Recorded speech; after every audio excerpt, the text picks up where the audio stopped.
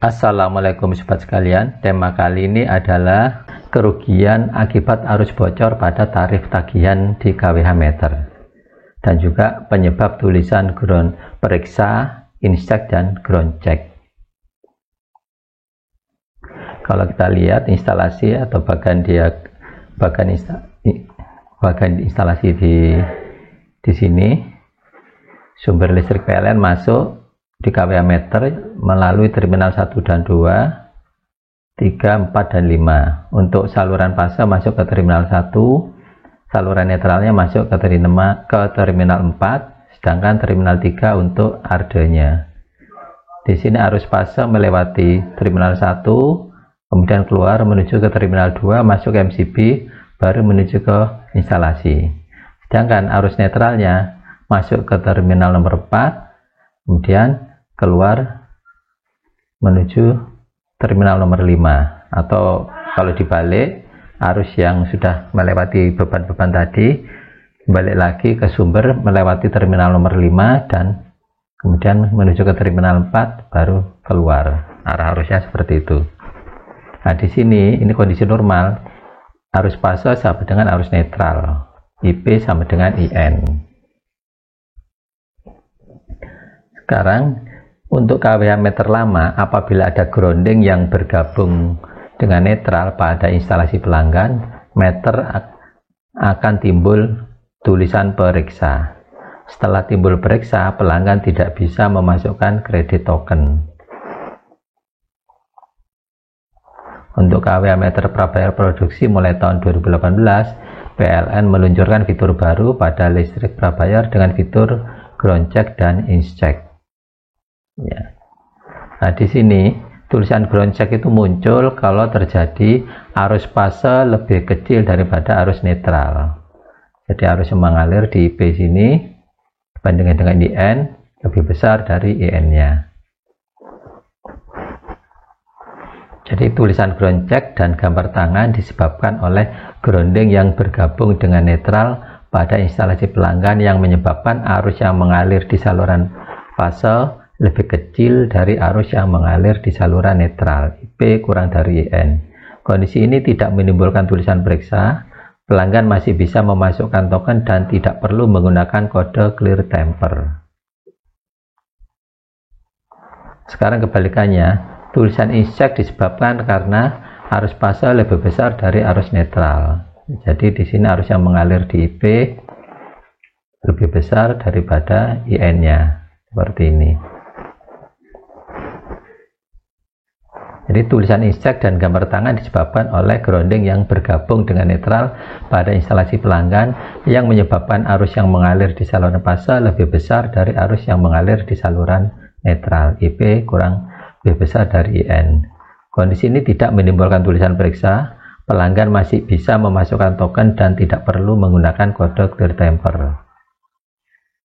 Nah, sekarang clear temper adalah token untuk menghilangkan status periksa pada kWh meter. Token clear temper terdiri dari 20 digit. Ya. Sekarang tes kebocoran. Ya. Kalau kita ingin tahu apakah instalasi listrik kita itu ada kebocoran atau tidak, caranya adalah matikan MCB, kemudian tekan 44 lalu enter. Display muncul angka 000, artinya tidak ada kebocoran arus.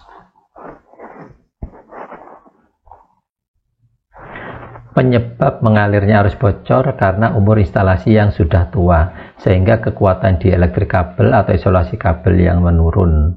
Akibatnya juga menyebabkan bodi peralatan bertegangan dan tentu saja membahayakan.